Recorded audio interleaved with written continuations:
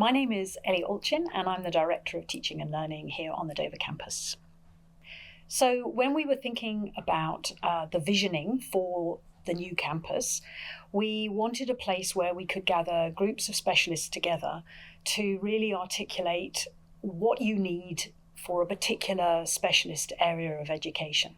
So a group of music teachers to talk about what's needed for a music department, a group of PE people to talk about sports facilities and so on. So the Campus Design Labs are a group of think tanks. We've got 21 in total. And the idea was to use those as places where people would explore the latest thinking in educational design. The main outcome of the Campus Design Lab think tanks is concept and design briefs, which will be used when architect firms are pitching for the tender to build the new campus. So they're really the way in which we will articulate what it is that our priorities are and what's most important as we design the new campus. So we knew that the lease was up for renewal, and we knew that whether or not we're going to stay on the Dover site or whether we're going to move, either way we're going to be involved in lots of new building. We also have the East Campus, which is equally very innovative and exciting, and so what we wanted to do was really explore campus development, campus innovation in terms of building design to ensure that we're really developing the right kind of buildings and spaces to offer a really futuristic, advanced, compelling, mission-aligned education. So together with Aman, who is the director of the campus's development, I am a co-chair for all of the campus design labs. We have 21 in total. So our role was to support, bring provocations to the teams about the latest thinking, help to curate the priorities, and help to ensure that the reports that come out from each of the campus design labs is coherent as well. So we're there to provide support and inspiration and structure. We've been blown away by the enthusiasm of our community in getting involved in this process. Even though the outcome is likely to be quite a long way off, people are really, really excited to be part of the conversation. So we put out an open invitation for anyone who is interested. And then we'd already decided what the various areas were of focus areas for each of the campus design labs. And then what we did was we allocated people who'd expressed interest to one of the labs where we felt that they would add most value. And then from those groups, we also asked for people who might be interested in leadership roles within them.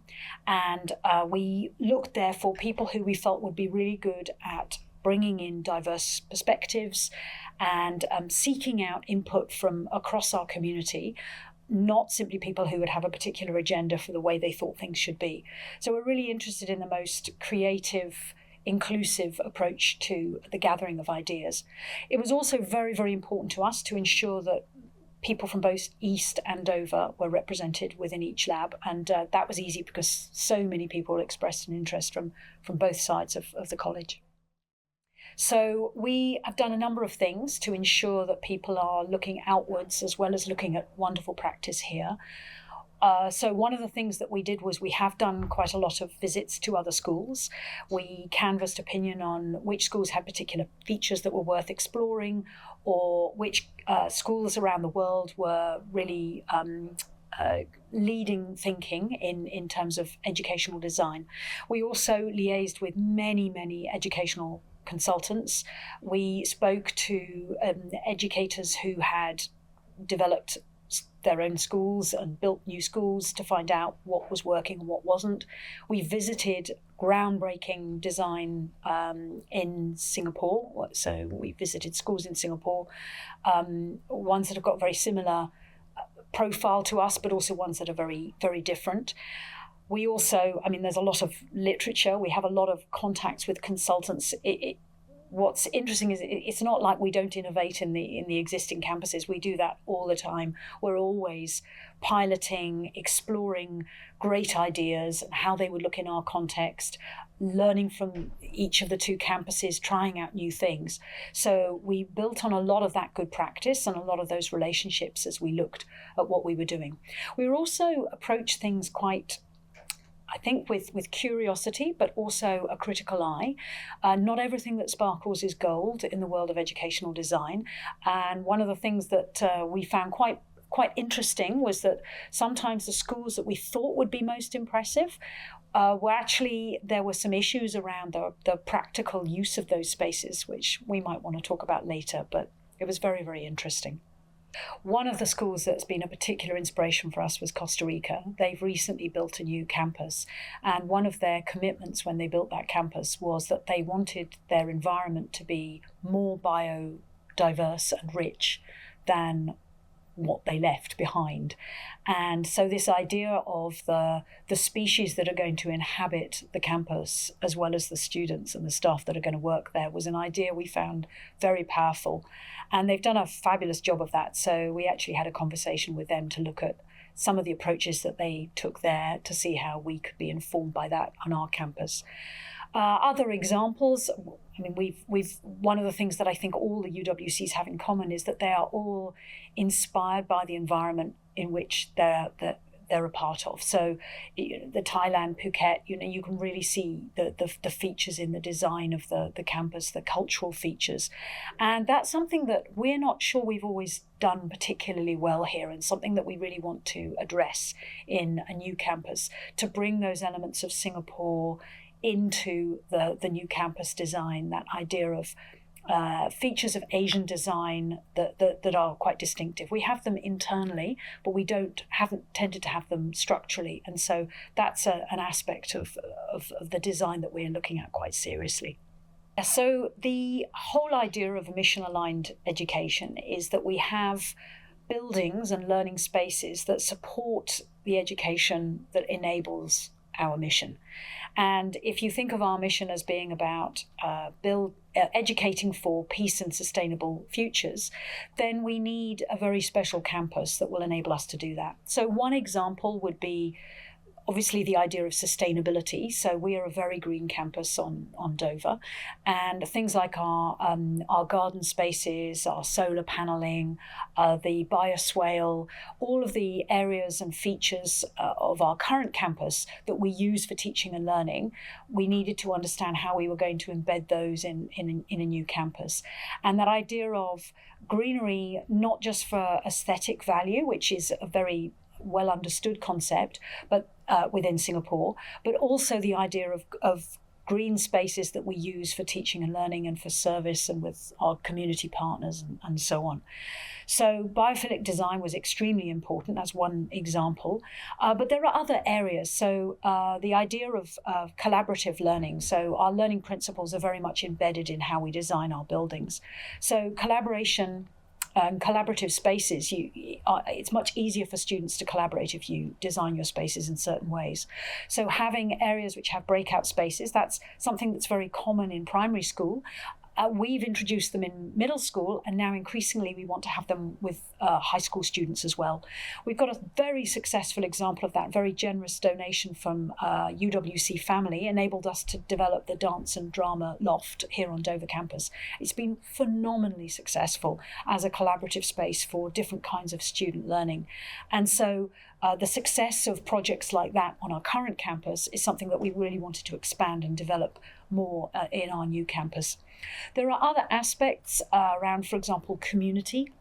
So we're a school that's we have a very broad community who are very important to us. So we have many alumni, and many of them come back regularly, and their connection to Dover is very deep and very rich and very important to them. So we knew that in the new design we really wanted to think about ways in which we could retain and take with us certain features of Dover that were really iconic and recognizable, but do that in an authentic way, and a way that sort of, I suppose, brought a new flavour, a freshness to it. So that was very important to us. And thinking about the spaces for our parent community and for our service partners. So we bring many, many service partners onto the campus, and we need to think about design that's going to be accessible. So safeguarding is very, very important, but we also have, we want a campus that's going to be very inclusive and welcoming. And so as we think about inclusive design and the way in which we have a wheelchair-friendly campus, for example, and a campus that can be accessed by adults with learning needs and so on, all of those sorts of things were incredibly important to us. The fact that we're part of the movement is also a key feature, recognising some features that really connect us to our sister colleges so that it's recognisable as a UWC. All sorts of design features that connect to our mission and identity as a UWC. So lots of things, actually. One of the things that was quite encouraging, quite heartening, was that as we looked at best practice around the world, it was very encouraging to see how many things other people are hailing as innovative practice that we are already doing, which was really encouraging. So that was a surprise to me. I thought, we'll go out and we'll see loads of new things, but actually a lot of what we're already doing is really working, and other people are looking at and trying to copy what we're doing here. So we're not going to be ditching all those great ideas. We're going to be taking those with us. I did mention earlier that sometimes all that glitters is not gold in the world of educational design. And that was something which surprised us. So a couple of my colleagues went to visit the International School of Copenhagen, which has a really great reputation for being very sustainable and innovative. It's a beautiful building covered in solar panels, very innovative and groundbreaking. But interestingly, when they went there, they actually learned that they put solar panels on all sides of the buildings, but actually only one side of the building is able to generate any electricity because of their latitude and their position in relation to the sun. So it's a little bit of a white elephant, some of those features. And so that idea of sort of tokenistic design, it's got to be functional, is something that we've really, really learned. Of course, we need solar panels, but one of the things that surprised us working with all the sustainability consultants was you don't need to have as many solar panels if you actually go for really effective passive design. So the alignment of your buildings, if you shift them just slightly, and this is something that Singapore is very, very good at, using technology to shift the positions of buildings to maximize natural cooling and natural shading, to have gardens between buildings and so on. Passive design can save huge amounts of energy as we're pushing towards being net zero. And if we get a lot of that right, the need to cover every surface with solar panels is diminished. So that surprised me. I learned a lot there about sustainability. I think some of the other things that have also been very interesting is visiting other schools and seeing how some of the things that they've tried out haven't necessarily worked in practice when it comes to pedagogy. So there's a lot of talk about collaborative, flexible spaces, and a lot of schools have gone down the route of knocking down the walls between classrooms and shifting their pedagogy. And in fact, one of the things that many of the schools have taught us is that they've in many cases begun to put back those walls that they knock down, because actually having flexible collaborative spaces is great, but you need to think about how you're using those spaces and who owns those spaces. One of the things we've learned from the environment with the tragedy of the commons is that if no one feels a sense of ownership for a space, it's very easy for it to get neglected and not used and not loved properly. So thinking about how we're going to arrange our departments in ways with collaborative space and who has responsibility for those spaces and how they're going to be used. This is the sort of pithy practical detail that I didn't think we'd need to get to until we actually got into the spaces. But actually it needs to be part of the design process. And so it's now informing everything that we do. Well, we could have, schools do get built without involving the community, but generally those are the ones where they have all sorts of problems and things don't work and they end up spending money later to try and fix the problems. So how important are the campus design labs? They're absolutely integral to the whole process. We couldn't have done this without them. We wouldn't have wanted to. Our teachers have such expertise in what works and things that they've seen and interesting contacts around best practice. So they've been vital.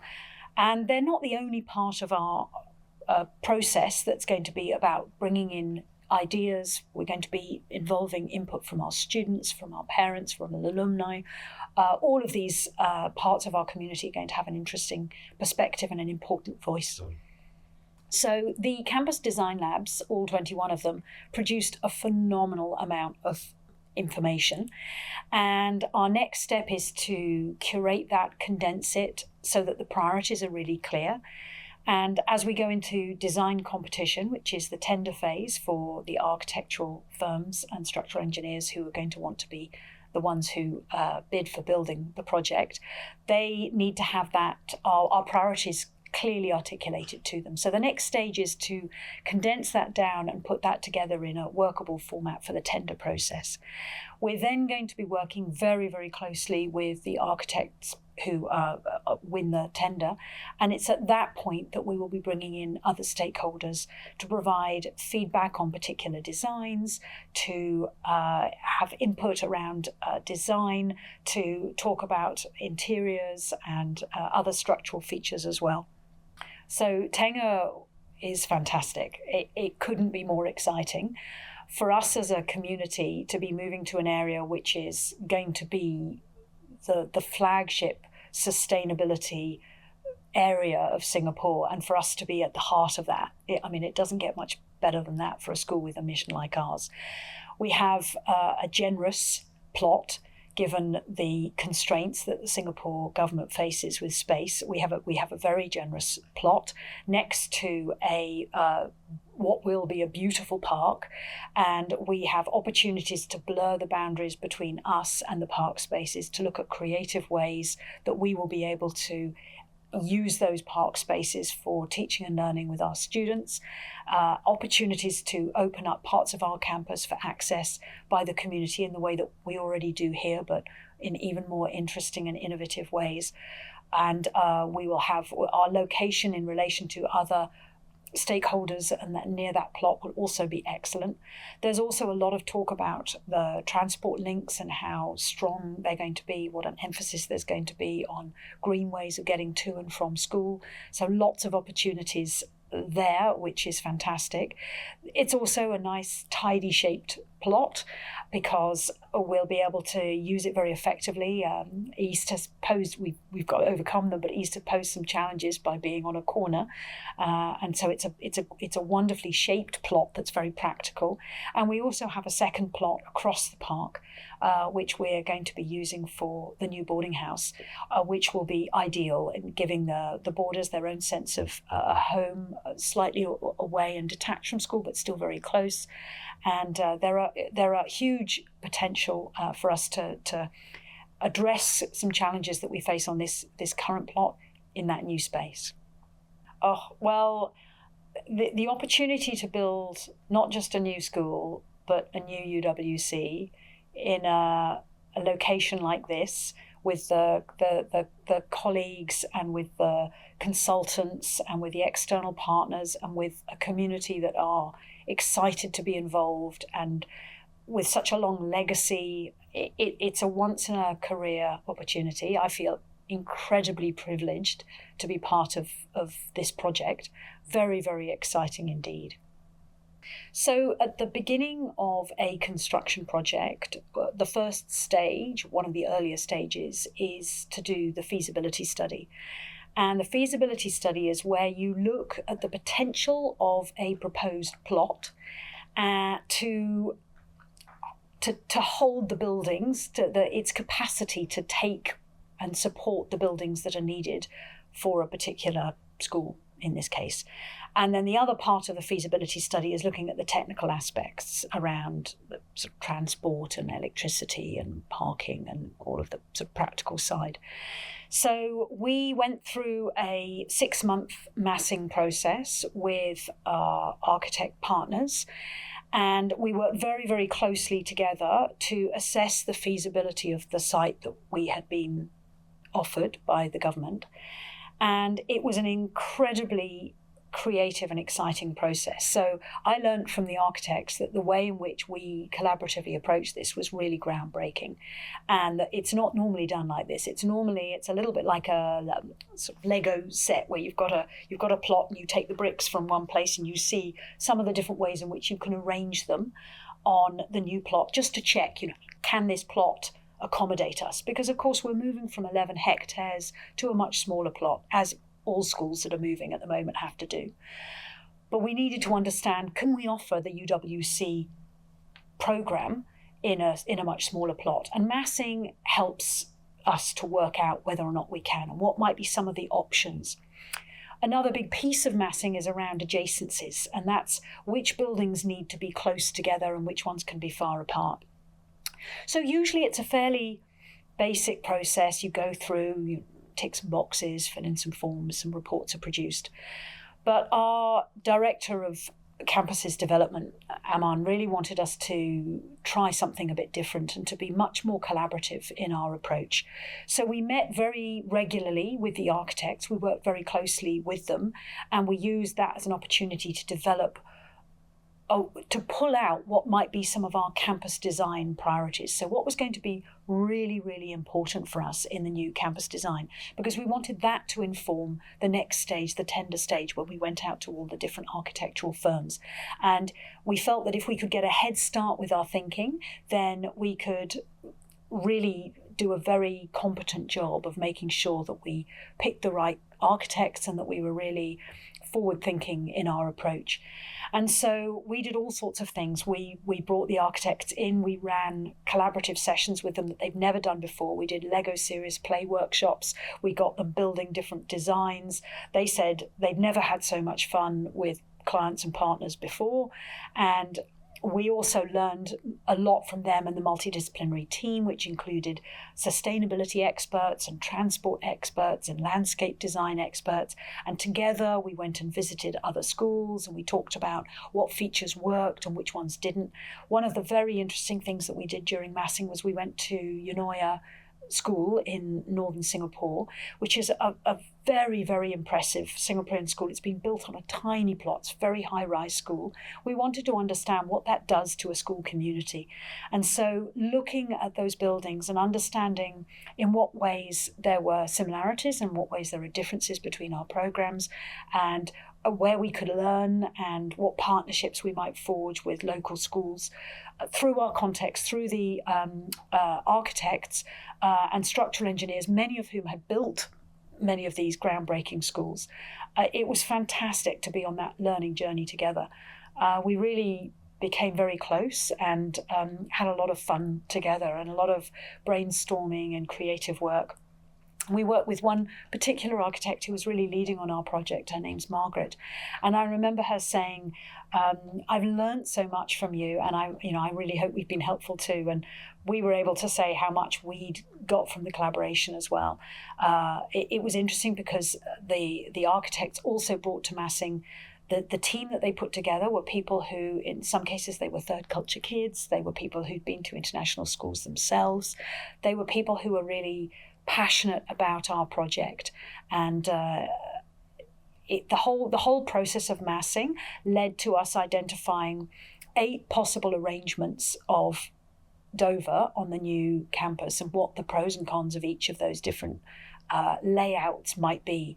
And one of the things that's really emerged very clearly for us is that we have 5 elements in our program, and that many schools that the architects had already built were always about it's academics are the most important, and then, oh yes, we do a bit of sport and a bit of music on the side. And we were really able to communicate, yes, academics are incredibly important, they're central, but actually we believe that our students can develop mission competency and do develop mission competency through service and through activities and through personal and social education and through outdoor education, and that therefore all 5 elements needed to be reflected equally within the campus layout. And so as we were doing our adjacencies, we were really thinking in brand new ways about how to lay out schools and what should be paid attention to and where you can save on space to create new opportunities. It was an exhilarating experience.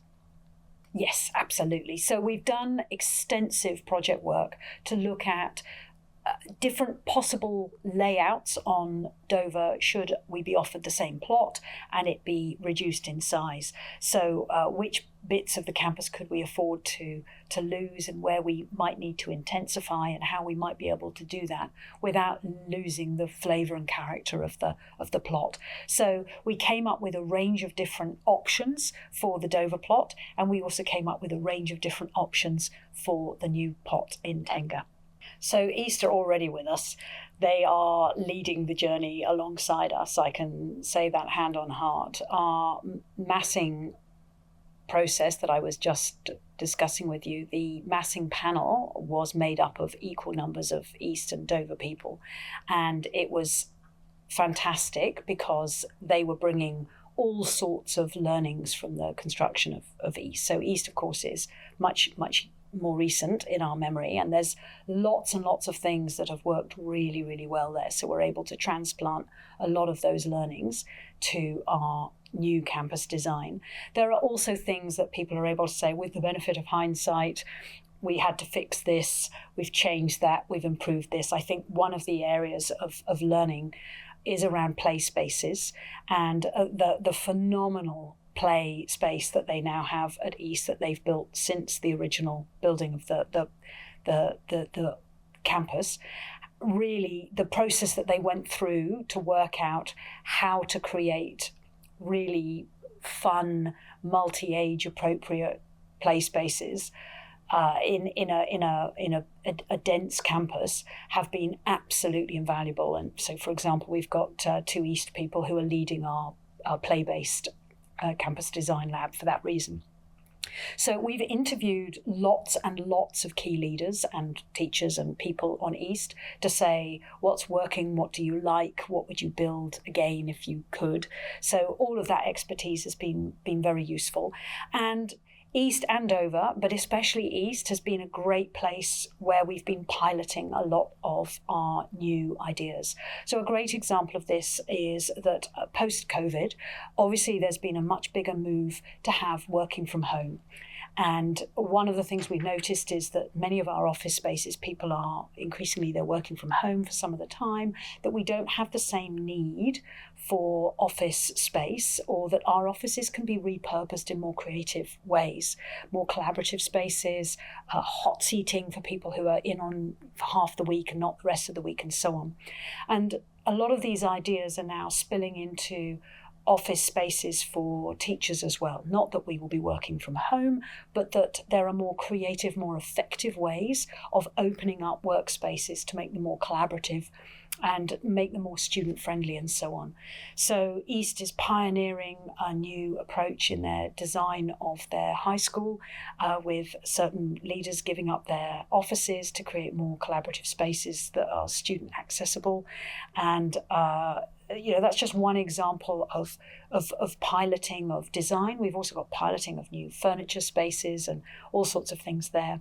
I think the design of East's sporting facilities will also play a big part. They have far more sort of sports hall space, which has been used very effectively.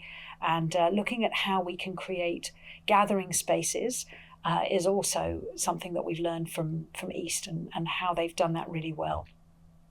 So I think it is worth saying, that there will be a period of mourning for the campus that we're leaving behind.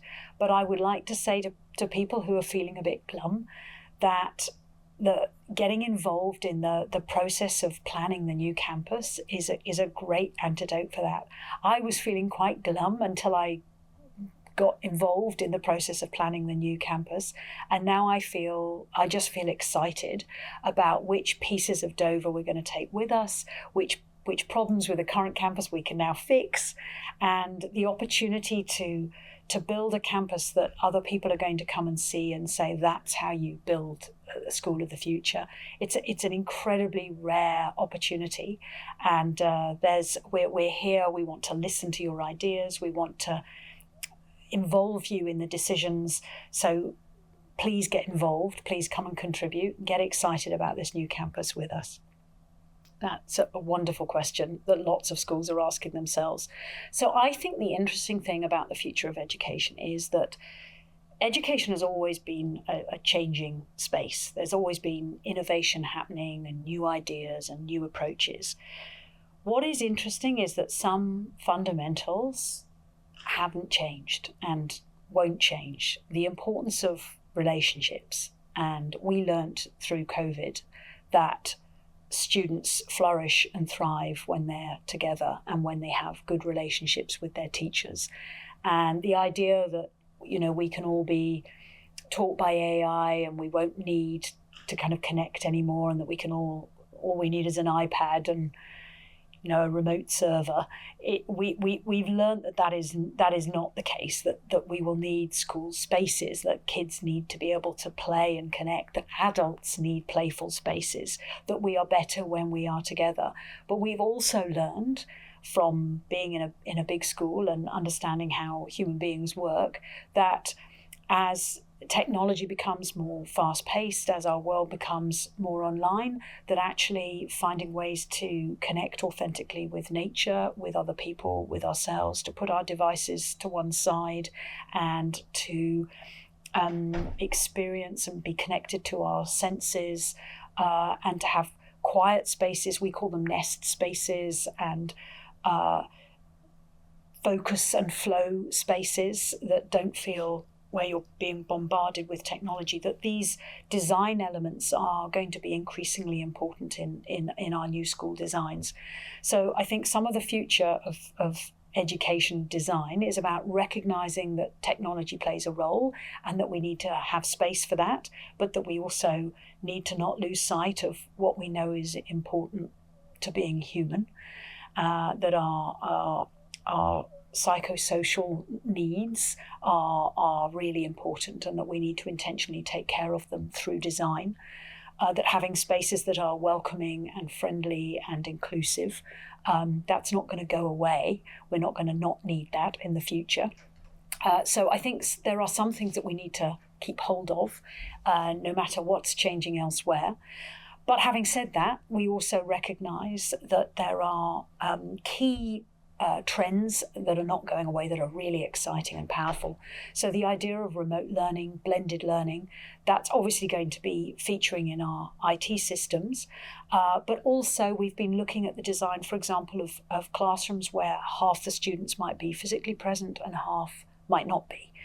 So hybrid classrooms as being an option where it is perfectly possible to participate if you happen to be a scholar who's in a different country, and so on, or languages that we want to offer where the numbers are small. So we have classes made up of students from both East and Dover being taught in the same class. We're already doing that at the moment. We're already piloting a course that's like that.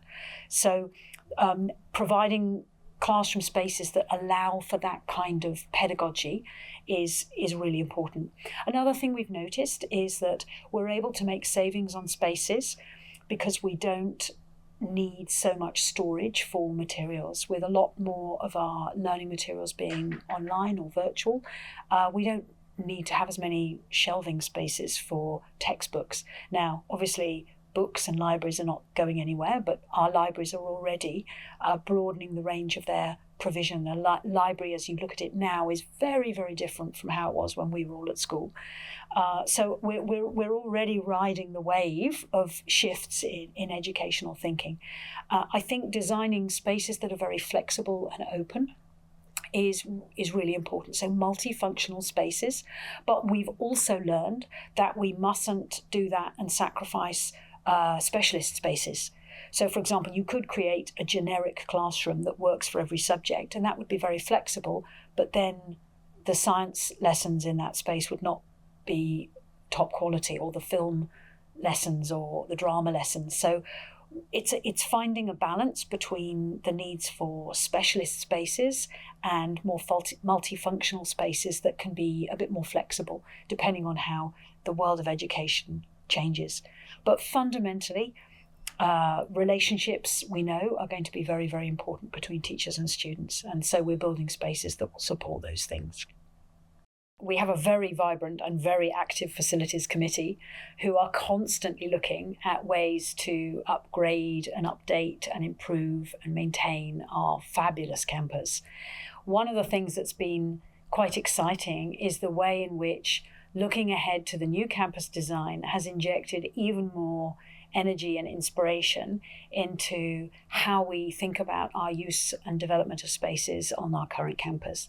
So there's no question of us letting things, fall into disrepair or anything like that. Our facilities team do a magnificent job of maintaining our beautiful campus, and we've got new and innovative projects. We've got a brand new high school centre downstairs, completely open working, radical new spaces for the student council, for more student-friendly use of the adult office, what has traditionally been adult office spaces, and that's just this last long break as that's come to pass, and we're already talking about projects that we're going to be doing in future holiday breaks. So I don't have any fears about that happening at all. The opportunity to pilot new ways of working and innovative practices is an exceptional opportunity that we have as a result of this new campus initiative. So on both campuses we've got projects being piloted every year to look at new ways of approaching things, new styles of using technology in different ways, and all sorts of things like that.